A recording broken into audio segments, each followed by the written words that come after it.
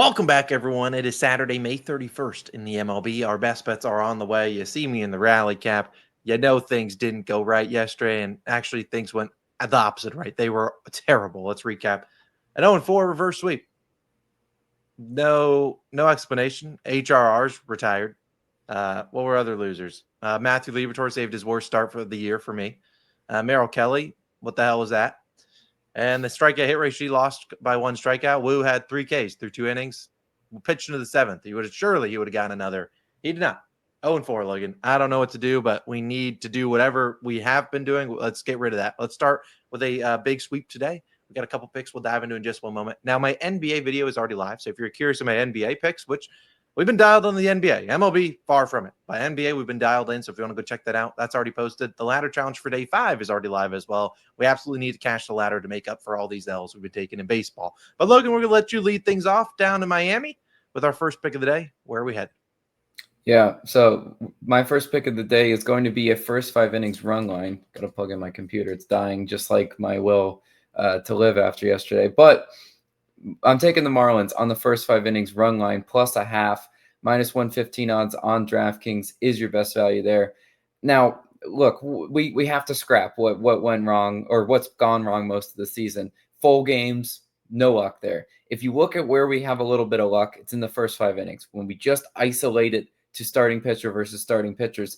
And I need the Marlins in this one to be tied or leading through 5 to cash. One of my favorite bets to make historically is the first 5 inning run line plus a half, because you would be shocked to see how many times these games are either tied or the slight underdog in the game is leading through 5. So yesterday, the Miami Marlins poverty, 0 for 8 with runners in scoring position, 10 left on base. They got shut out 2-0. I like their offense to bounce back today, but we need their pitching, obviously, to hold it down. And it's going to be Edward Cabrera starting for the Marlins today.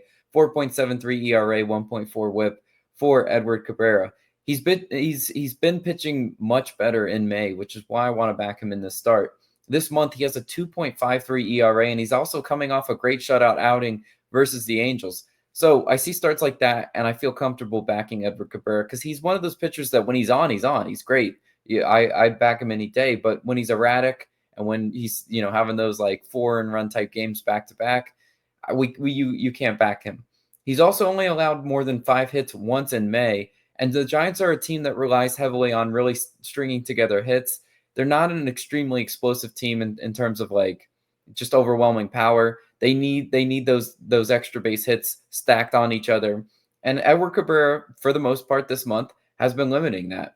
Over the last 5 games, too, the Giants are only hitting .214 versus righties.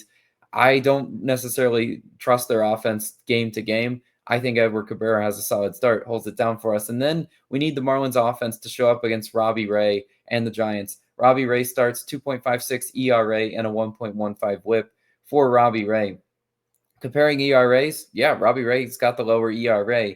But on the road, Robbie has a 3.55 ERA and a 1.89 ERA at home. So you see that he's got a sub-2 ERA at home. He's really been running up those solid starts at home. But on the road, that's where we've seen Robbie Ray become a little more erratic. One of the games that comes to mind is when he pitched in Citizens Bank Park and truly could not find the strike zone. So sometimes the pressure on pitching on the road gets to him. I know that Marlins crowd is just absolutely raucous. They will be showing out in full force. No, they won't. But it's still the Marlins offense, and they are an offense that can ambush pitchers because you just don't really think of them as explosive. But at home, this is where they're at home versus lefties. They're batting .256 this season, which is pretty solid. And I think we look at Robbie Ray too. How you kind of attack Robbie Ray, you got to be up there swinging early. Either you're going to take a very patient approach, hope that he walks you, which I don't think is a good approach. And two, you can try to ambush him. And I think that's what the Marlins do. Well, you look at him, he's allowing a 308 batting average on balls in play to left-handed batters and a 252 BABIP to right-handed batters. Both those stats to say, I think the Marlins, if they do put the ball in play, they can have some success versus Robbie Ray today. So I do like the Marlins and their matchup today. Hopefully through 5 innings, they're either leading or tied. I take either outcome. Love that as my first pick of the day. But Austin, what you rolling with? Yeah, I love the fish today. Hopefully they can lock in and get some hits and runs for Mr. Edward Cabrera. A little support for him. I got a 2-leg hit parlay. Let's dive into it. 2 hitters that I really haven't backed a lot this season, and maybe that's a good thing because it seems like the hitters I back, they hit the ball hard and then nothing goes anywhere. But let's talk with these two fellas. Seiya Suzuki and Freddie Freeman. Suzuki will start earlier in the Cubs versus Reds game, whereas Freddie Freeman will be a little bit of a late night game, although it's not super late out in LA versus the Yankees. I like each to record a hit, -110 on DraftKings. Now we need Seiya to get things done early for us against Nick Lodolo, but you look at Seiya, hitting 10 straight games. He's been seeing the ball really well, hitting the ball really hard. And that's what you love to see. And he'll get the righty lefty matchup against Nick Lodolo. Now, Lodolo has pitched better on the road this season. We've talked with him before in Great American Ballpark. He's been pretty bad. And the weather will be on his side here today, which is why I'm not taking Suzuki maybe for HRRs or anything like that, because those are just donos. But we've seen him see Lodolo really well. 5 of 11 in his career, a 727 slugging. So hitting the ball hard and doing some damage to Lodolo,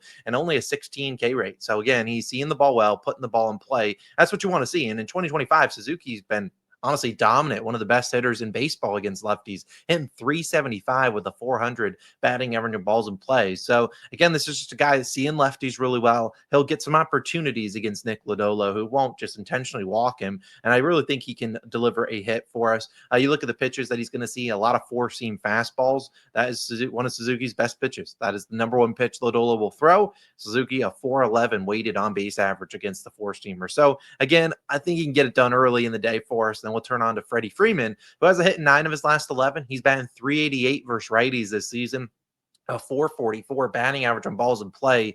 He's been dominant. He'll face Will Warren, who's allowing about a 235 average to lefties, but I mean, at the end of the day, he's going to throw some 4-seam fastballs in. I don't know if I'm as concerned about Freddie as I am about Shohei, who's hit 2 bombs yesterday. So, again, I think Freddie can go out there and do his job. Again, the 4-seam fastballs coming about 36% of the time. And we've seen Freeman own a 448 weighted on-base average versus the 4-seamer. So, again, these two guys have not been striking out a whole lot, which we like to see. They're putting the ball in play. And when you put the ball in play, good things are going to happen, and I trust both of them to come through with a hit. Seiya early, Freddie late, cash a little hit parlay, and get back some units that we've lost over the rest of the season. Seiya and Freddie, I have confidence you guys go get a hit. That's one of my favorite hit parlay of the day. But Logan, throwing it back to you for another play. You got a first 5 over. Which game we going to? Yeah, again, full game overs, full game unders, those don't pay. Found that out. But we've had success in the first 5 total. So I'm going to take the Angels and Guardians first 5 innings over 4.5, -105 odds on BetMGM. Yesterday, there was a total of 1 total run scored through 5. So if you had the first 5 over, that was just a no sweat under. Yeah, that didn't work. My favorite system in years past, something that, we've had success, believe it or not, guys, we are not negative every year.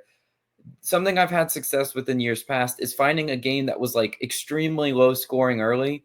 And then if the next game in that same series has 2, worse starting pitchers, there's normally runs in the early portion of that next game. And that's why I'm targeting a first 5 over. I like the matchups for both these teams against these 2 starters, because the pitching is a lot worse today. Let's talk about who starts for the Guardians today. It's Slade Cecconi, 3.27 ERA and a 1.09 WHIP. Cecconi, we know the type of pitcher he is. I mean, the Diamondbacks just kind of got rid of him because they needed to in that deal. But I don't think he's all that great. He hasn't started much for the Guardians, so we've got a limited sample size. But the Angels can definitely get to him. It's his first start at home this season, so maybe a little bit of jitters, maybe a little bit of nerves. Don't really know. I mean, he's pitched on the road fine. But the Angels have a 278 batting average on the road in May. This is an offense that does show up most of the time. I mean, in seasons past, I couldn't trust the Angels as far as I could throw them. But against Slade Cecconi, a pitcher that makes a lot of mistake pitches over the middle of the plate, I think they're going to get a little hard contact against him today. I think the Angels do contribute 2 to 3 runs through 5 against Slade Cecconi. And then on the other side, it's going to be Kyle Hendricks starting for the Angels, the professor. 5.23 ERA and a 1.26 WHIP for Kyle Hendricks. Believe it or not, on the road, somehow that ERA is actually worse. 6.37 ERA for Hendricks on the road. And with a good offense like the Guardians, they should be able to get to him. Really, where Hendricks is really struggling this year is with runners in scoring position. Pitching out of the stretch, he's been terrible. He's having a 311 batting average with runners in scoring position. We know this Guardians offense, historically, they're a team that just puts the ball in play. And when you put the ball in play against the professor, good things happen. They can put pressure on him, really stack up those hits, get those hit parades going. And that's where the big innings come from. That's where the 3 to 4 runs in an inning can come against Kyle Hendricks. I mean, we've seen it a lot this year when teams face Kyle Hendricks, especially when he's pitching on the road. He doesn't strike out batters. He definitely does not have cave stuff left in his arsenal. And he's 29th percentile in barrel percentage. Look, this ballpark plays hitter friendly at times. It just really depends on where the wind is blowing. Will it be blowing out today? Don't really know. Don't really care because they're still going to be able to stack up the hits on Kyle Hendricks, and good things will happen. I love this first 5 over. One of my favorite picks on the whole entire slate. So hopefully we can have a first 5 innings run line and a first 5 innings over cash. First 5 innings, please be good to us today. We need to bounce back in the worst way, but I love that as my second pick of the day. But Austin, you got one more, wrap up the video. Yeah, something to also tack on to Slade Ciccone. He's obviously pitched well this season, but if you look at his barrel percentage, he's actually in the second percentile for barrel percentage. So maybe the Angels can barrel up some balls. We've seen them do it plenty of times before. Hopefully they can contribute to that over for us. I have a little 2-leg parlay. It's not going to be a hit parlay. It's on 2 pitcher props I like, but we're both individually are a little bit too juiced. So we'll combine them together for some good plus money. And hopefully these 2 guys could deliver us a winner. Plus 143 on Bet365 for these 2. Sonny Gray's over and out, 17.5, and Jesus Luzardo's under 2.5 earned runs. I abbreviated at the ER. Hopefully he can deliver us a good start. Both these 2 guys can get it done. Now, plus 143, I want to say it's plus 136 on DraftKings, plus 139 on Caesars. BetMGM didn't have the props available, but they should post both of these 2. Now, FanDuel doesn't post an earned runs prop, so if you had to do anything, I'd probably lean towards a Brewers alt team total under because Jesus Luzardo will start against the Brewers. Now, first I need to go to Sonny Gray, who returned to the scene of the crime where Matthew Liberatore could not get a 6 innings pitched. They'll be looking for that out of Sonny Gray after their bullpen didn't do much after Liberatore went out. But we've seen Sonny Gray be pretty dominant, and I think he can do that once again. We've talked with the Rangers. Sure, yesterday their bats showed up. Liberatore just did not have it. He started off the game. First batter reaches via an error. When that happens, I was just like, all right, so that's what we're going to be working with today. And so he just didn't have it. But we've seen Greg go over this line in 6 of his last 8 starts. So pretty good hit rate there. His 2 misses, he allowed 6 and 7 runs. So again, if he's not going to go over, it's because he's getting wrecked. And if he's not getting wrecked, he can probably go over this pretty efficiently. He's normally an efficient pitcher. The Rangers are bottom of the barrel offense. They're batting .225 with an 87 WRC plus versus righties in May. Both bottom 5 in baseball. They own about an 8.5 walk percentage, which is league average, but this is the guy in Gray, 87th percentile walk percentage. So again, Gray should come out here. They typically look for 6 innings out of him. He's a guy that even if he gives up a base runner or 2 in the 6th, they will give him the opportunity to finish those innings because they trust him. He's one of their aces, if not their best pitcher out there. So I trust Sonny Gray to go out there and get a 6 innings pitched. And I think the Cardinals will too. They'll need that from him. On the other side will be Jesus Luzardo. Both of them start at the same time, but he's in a different game.